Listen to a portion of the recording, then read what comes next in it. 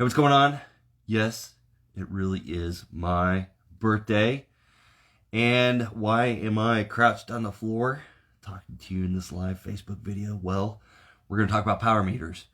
As I put in the comments, it's your birthday, it's Christmas, it's whatever. Should you get a power meter? So I'm going to go a few ideas you should think about before you either start looking into it or pull the trigger for a power meter, because I want to get in the picture.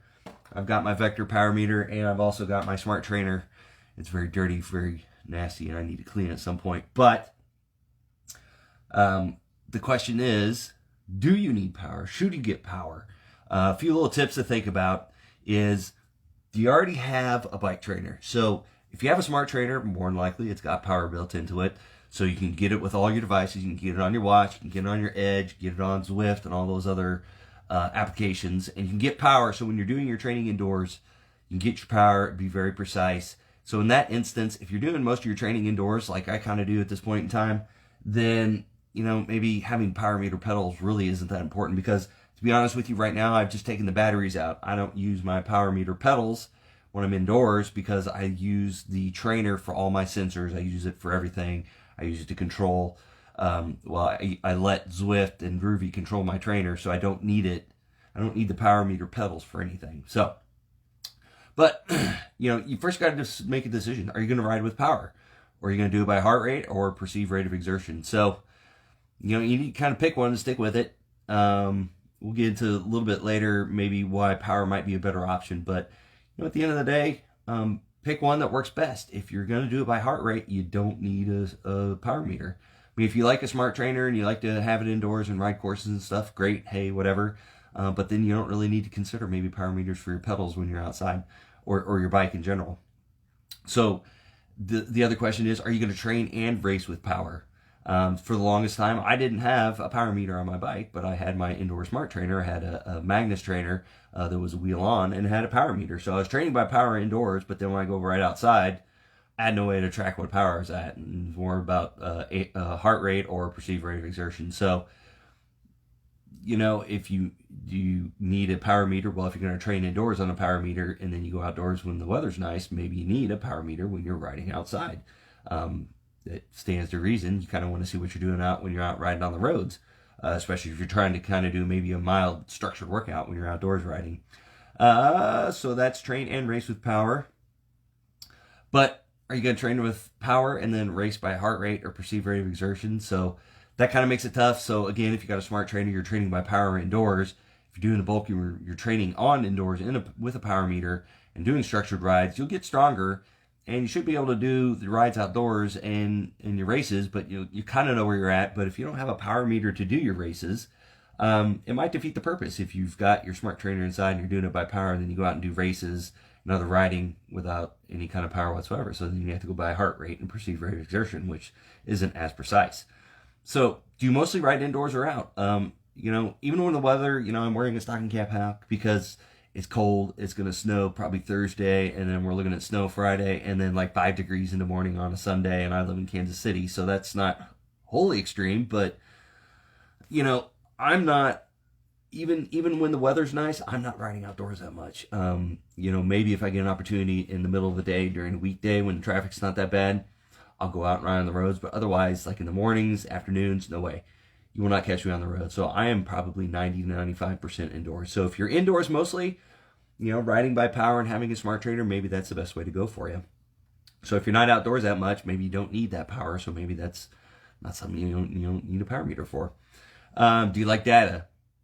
If you don't like data, if you don't like analyzing data, maybe a power meter is not the best thing for you. If spreadsheets scare you, math is not your forte. You can make it fairly simple as much as you want to, but power takes a little bit more analytics. So if you want to really be able to use it properly, don't waste your money. If you don't want to look at spreadsheets, you don't want to look at graphs, you don't want to look at charts. So simple. Don't like data, don't get a power meter. Do you have the cash? That's always the biggest question. I wait for sales. I wait for people I know that work at Garmin. If they've got an opportunity, they can help me out, different things. If I'm an ambassador, we get discounts on like Team Zoot. We get discounts for Garmin gear. I was an ambassador for Sarah, so we got a discount on the indoor trainers. So I don't have cash to be flashing around myself. But if you're going to save up, do you have the cash? You could get a one-sided power meter probably for $400 for pedals. So it's I would say readily available. You just got to make sure you have a device that actually reads it, so it makes it helpful too. So do you have the cash? Use power on multiple bikes. So I've got this on my trainer. That's my triathlon bike, my Quintanaru, and I've also got a road bike that I ride if I go outdoors. If there's a nice day, I might grab it and go ride outdoors. So do you want to be able to use that power across multiple bikes? Because that comes into play with, are you using pedal, are you using a crank arm, or are you using a hub-based power meter? So be thinking about that when you're looking at power meters, or you're using on multiple bikes. When you got the indoor trainer, you just put the different bike on there and you're good to go. Just make sure your bike is compatible with the trainer. Do you understand power? So kind of going back to the data, do you understand how to use it? Power is great. It's the latest whiz-bang thing. And usually when you've been in triathlon for a little bit, this is kind of the next level. Do you understand what the power really means and what you're going to do with it? As a coach, I build my workouts based on power, and I've got a system to it. And I've read up on it. I've educated myself. I've taken USAT courses on it. I've done everything possible out there. There's probably a lot more that I could do and get into. But do you understand it? If you don't understand power, and you don't want to put the time into understanding it, it's just kind of a pretty number. It's kind of like running power for me. I don't really use it that much right now. I'm sure later on it's going to be more and more inclusive, and we'll learn more about it. But if you don't understand power and you don't want to put the time in to educate yourself about it, and you don't have a coach or anything to help you with that, maybe power is not for you. Power on a trainer versus plus power meter for the outdoors. So that's kind of the setup I have. Like I mentioned before, you train with power inside, but then you can go outdoors and you have no power whatsoever to measure your workouts by. It's kind of like, okay, here's my heart rate while I'm riding inside of my power meter or my smart trainer with power. And then here's my heart rate when I'm outside, and that kind of correlates. If you're going to train with power, I'd highly recommend you have it on your bike, so when you go outside, you have power information to look at to kind of see what you're doing, to see if you're going too hard. You may be riding around your house, you may have a bunch of hills, but you need a zone 2 ride. Well, if you're riding around a bunch of hills, you're probably not going to stay in zone 2 for very long. We could talk all day. That could be a separate thing altogether. What type of power meter is best for you? Is it a crank arm? Is it a pedal? Is it a hub-based?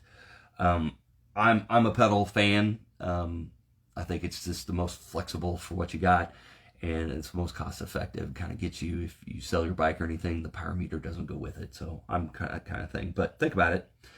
A reason to advocate for power. Power is more precise. I mean, it's an instantaneous value, whereas heart rate kind of lags. You start doing your effort, and then a couple seconds into it, then your heart rate starts picking up. And I've had enough issues with heart rate not exactly recording right on a watch. It's just hard to really gauge a workout by your heart rate. That's why I'm an advocate of power, because it's a more precise measurement. You can get more out of your workouts, more out of your rides in shorter amount of time. You got 50 minutes. We could do a lot with that 50 minutes with a power workout. So that's why I like power. Do you have time to invest and learn? We kind of went in that. Do you understand power? So if you don't have the time to spend to read some books about it, to understand it, to do some research on power, power is probably not the best thing for you. Again, you're going to put it on your bike, you get the power numbers, and you're just kind of like, oh, well, good. Hey, I reached 250 watts on this ride, or I average 150 watts. What's that mean? If you don't have the time to invest or learn about it, power is probably not the best thing for you. The other thing is, it's going to require time for setup and technical support issues. I've spent a great deal, when I got these pedals, getting them synced with my phone, because Bluetooth is kind of a pain sometimes. And then on tech support, and find out there's an issue with the first pedals I had to have returned and replaced. And then getting synced back up, making sure the firmware is up to date, making sure your batteries are alive. I did not trust my instincts. I did not replace batteries for Ironman Chattanooga in 2019, and they died on me. So about 56 miles into my ride, I lost the power number. So kind of had to go back, revert by feel and heart rate, which is fine. But be ready. I guarantee there'll be a time when you get out there and try to do something. They will not work every time. You try to calibrate the pedals, it will not work. So there may be a few rides or something where you have to spend 10 or 15 minutes kind of fiddling around technology to get it work right. So just be ready, with technology comes the flip side. It works great, except when it doesn't work. And then you might have to invest some time to make things work. So I always get stuff, but sometimes they sit on a shelf until I know I have an hour or two to dedicate to setting it up or getting something done. So just make sure you're aware there is a time investment involved, especially the learning curve to get power, get it set up, and then understand it and get going. So that's it for power. I mean, that's it in a nutshell, right? It's all that simple. Not really, but this is kind of the short of it. When an athlete comes to me and says, "Hey, I don't have any power whatsoever. What would you recommend?" I always recommend smart trainers. I love smart trainers. They're the best thing since sliced bread. I think they've upped my triathlon game so much and my athletes. So smart trainer, I would highly recommend before even power meters, pedals, crank arms, hub, whatever. You can still use them with the training software, but having your trainer run the program and it does not let you cheat. It does not let you fudge it. I love that. But that's the short of it is the next stage of, well, should I get power meters?